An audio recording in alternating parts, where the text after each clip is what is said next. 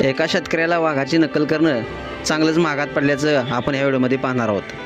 तर झालं असे की परस्पर या गावात नेहमी वाघाच्या डरकाळ्या ऐकू यायच्या. त्यामुळे गावातील लोक चांगलेच भयभीत झाले होते. शेतात जाताना ते कधी एकटी जायची नाही, कारण वाघाची दहशत. रात्री बाहेर पडणं देखील गावकऱ्यांनी बंद केलं होतं. ग्रामस्थांकडून वन विभागात तक्रार देण्यात आली.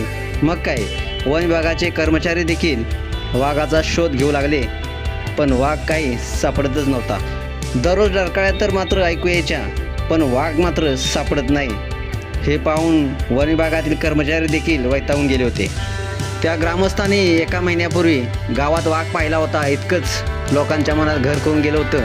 आणि आता सततच्या डरकाळ्या ऐकू येत आहेत पाहून वन विभागाने सखोल त्याचा शोध सुरू केला असता डरकाळ्याचं विंग फुटलं आहे. गावातीलच एका शेतकऱ्यानं रानडुकरापासून मक्याचं संरक्षण करण्यासाठी वाघाच्या आवाजाचं शेती संरक्षण यंत्र बसवलं होतं. सखोल शोधानंतर हे प्रकरण ज्यावेळी उघडकीस आलं, त्यावेळी मात्र वैतागलेल्या ग्रामस्थांनी त्या शेतकऱ्याला चांगला चोप दिला.